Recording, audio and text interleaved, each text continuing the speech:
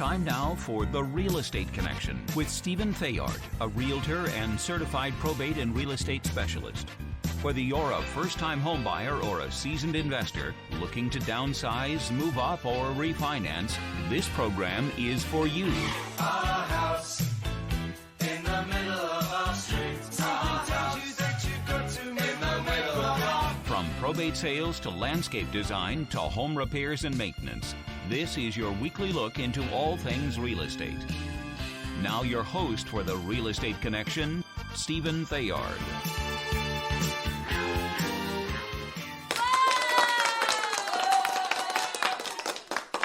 Hey everybody, welcome to another episode of The Real Estate Connection with your host and podcast broker, real estate broker, Stephen Theard, sponsored by Good Patriot Realty.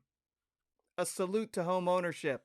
Hey, I want to thank everybody for joining me on a lovely day. It is absolutely beautiful, whether you're in California or around the country. God bless you, and we're praying for those people that are out in Florida, our countrymen that are experiencing Hurricane Ian.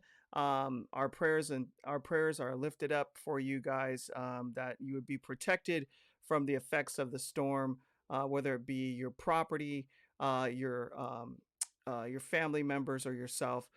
We just want to let you know that we stand in solidarity with you guys out there as you're dealing with the effects of the creation stirring things up as it does from time to time. But let's jump right on in as I twist and turn over my words a little bit. Come on, bring it back. Anyway, thank you for joining me today on another episode of The Real Estate Connection. And we're going to talk about a subject that is near and dear to a lot of your hearts, and that's saving for college or helping your child or children out with housing. Both are very expensive now in the United States of America. And you want to educate your children, and you want to do the parental responsible thing by saving for their college tuition so that they can get a good education, get a good job, and support themselves. But as they come out of school into an economy that is peaking right now when it comes to inflation, the cost of everything has gone up, especially after the pandemic.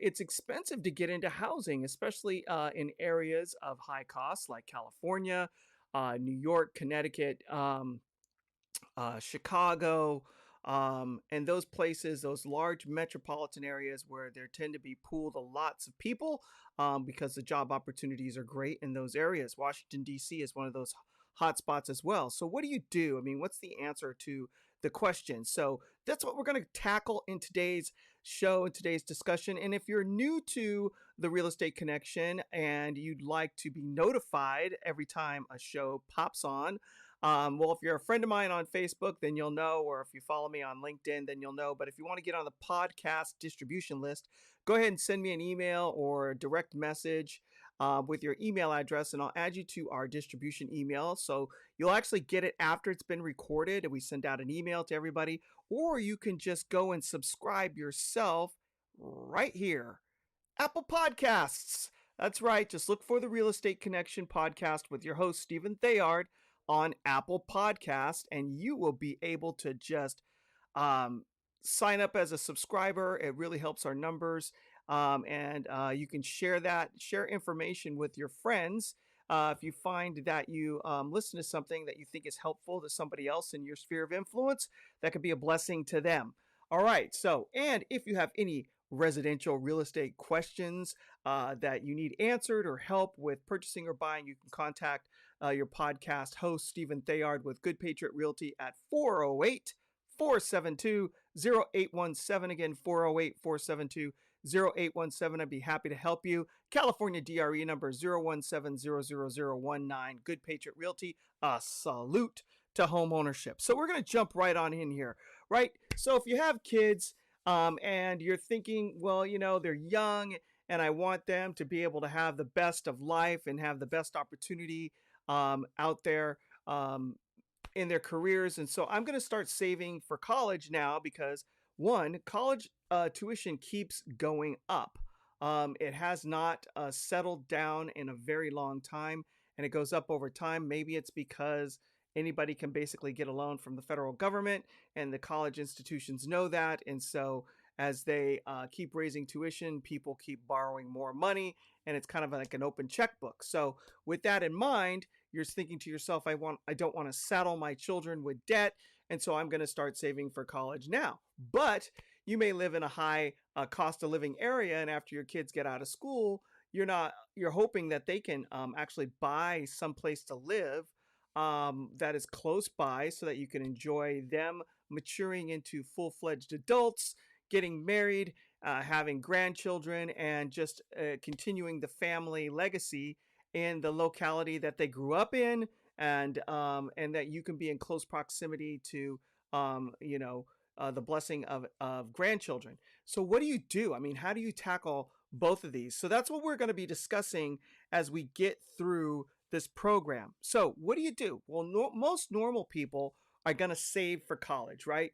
You're gonna start some sort of college savings account. When you're young, you might get start off with bonds, asking your parents, friends to just kind of contribute to savings accounts. There's other savings vehicles out there.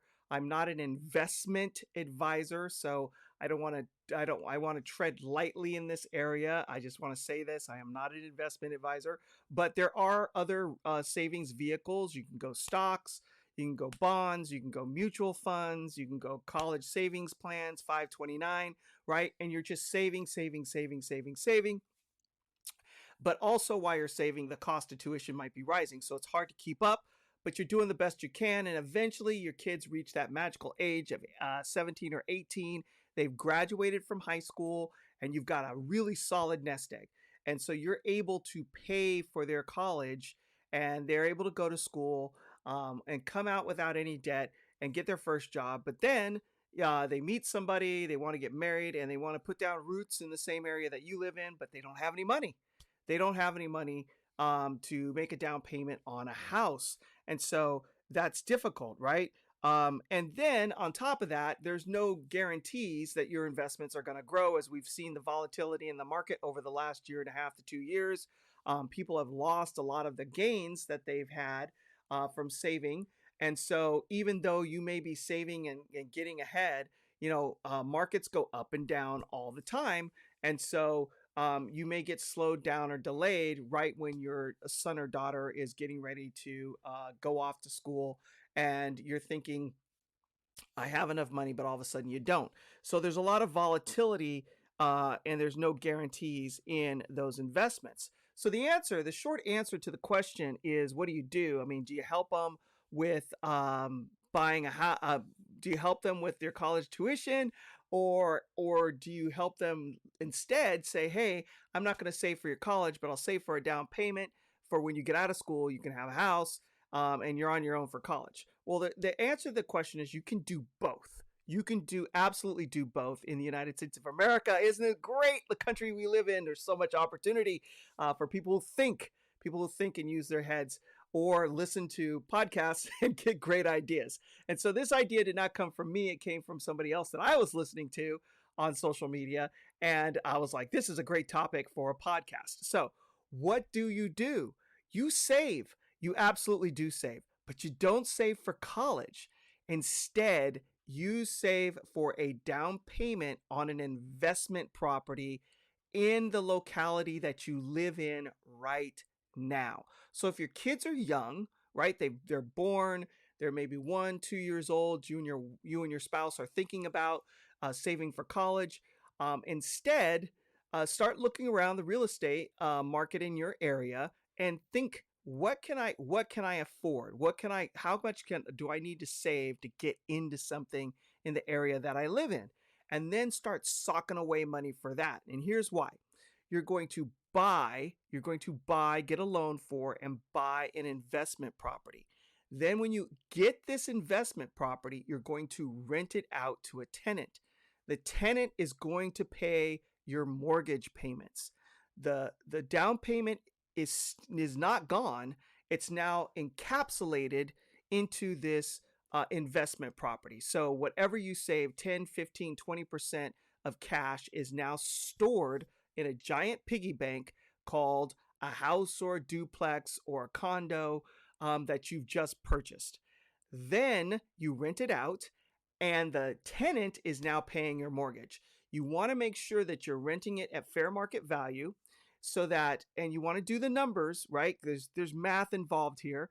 You need to work this out, but you want to set it up so that you're paying the mortgage and you have a little left over every month, because that little left over every month is going to be going into your son or daughter's college savings investment vehicle, right? So you're going to not only have this investment that you're going to hold over time to maintain that nest egg that you put into it, but hopefully you're in a market that's gaining in equity. And over time, yes, markets go up and down, but traditionally, even though they're going up and down like a jagged line, they're trending up. So that 15, 20%, hopefully by the time your kids 18 years later or 15 years later reach the time to go to school, that 15 or 20% is maybe increased by 30, 40, 50%, as well as the money that you've been receiving from rent. And as rent doesn't stay static, so you have to remember that just because you're renting it when you first get the property for, say, $2,000 a month, right? 3 or 4 years later, it's $2,100, then $2,200, then $2,300, then $2,400, then $2,500, then $2,600, because rents are going up over time because inflation's going up, and you're collecting more cash. You're putting that into an investment. The investment is compounding in interest if you're doing it right, and you're putting it into some sort of a fund or ETF. I don't even. I'm not, like I said, I'm not an investment guy, but you're going to get somebody who can advise you here, right? You're going to take that money and you're going to invest it, right? I'm not giving you investment advice personally. You're going to invest that money, and then that money is going to grow. So as that money's growing and you're constantly feeding that investment with the rents and the property values going up over time, right? You've got both things going. It's a beautiful win-win situation. Then when your child is ready to go to school, the money that you've been collecting off of the rent has grown to a point where you can then use that money for your son or daughter's college tuition, right? They go to school, you're still collecting rent because you still own the investment property, right? And then when they graduate, you have a place for them, right? Whether it's the condo, a duplex, a single family home, your child has the ability to either you gift it to them early and they live in your area and they don't have any debt, or they take over the mortgage payments that you've been paying. They don't have any down payment, and you have the property, you purchased it 10, 15, 20 years ago. And so the mortgage payment is low compared to what it would be today in the future, because everything costs more in the future, and they're set. So you successfully navigated how to save for college and help your child out with the cost of living as they are getting older, and then the family can be closer by as far as geography is concerned so that they can grow. And then later on, they get married and it's just a couple, and if they outgrow the place, fine, they're living in it now, so it's no longer an investment property after 2 years according to the IRS right now. And again, I'm not giving tax advice, but we're in the business, so we run across this quite a bit.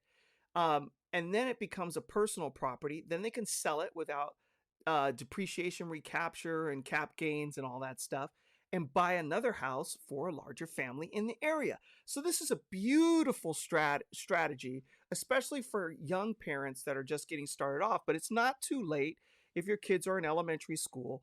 You can still get there. It will be tougher as they get into high school because it's only 4 years off. College is only 4 years away. But if you're thinking ahead, or people that this would be a good idea for, hey, have them give me a call. Stephen Theard, your podcast real estate broker at 408-472-0817.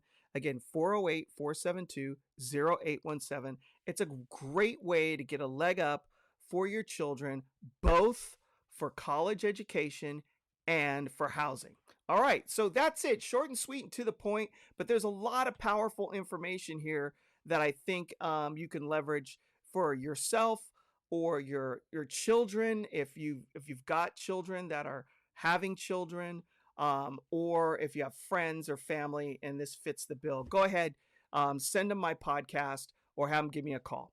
And I'm going to leave you with this. Be strong and courageous. Do not be afraid. Do not be discouraged, for the Lord your God will be with you wherever you go. Oftentimes, these things sound like fantastic plans, right? It's like, oh man, let's just do this. But when you start to walk down the road, lots of fear gets injected into the system that wants to stop you. And that's your first sign that you're doing the right thing. That's your first sign you're doing the right thing, is when fear shows up knocking at your front door. Hello, I'm here for dinner. My name is Fear. I'm going to stop you from doing something really, really good that's going to be positive, and make you double. Man, 55 sucks. It's going to make you doubt your plan. So do not let fear into the front door. Just lock him out and tell him to go pound sand.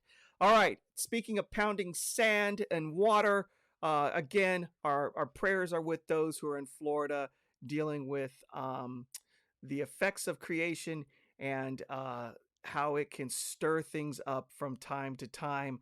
And so just want to let you know that we are with you in solidarity, and we're praying for your protection against property damage, personal damage, and damage from your friends, and damage to friends or loved ones in the area. All right, with that, God bless you guys. God bless the United States of America. Thank you for joining me for another episode of the Real Estate Connection, and we will see you all on the other side. This has been The Real Estate Connection with Realtor and Certified Probate and Real Estate Specialist Stephen Theard. Licensed Cal BRE number 0170019. For more information on this program, visit realestateconnectionradio.com. To contact Stephen directly, call 408-472-0817 or email info@realestateconnectionradio.com. And be sure to tune in next week at this time for The Real Estate Connection.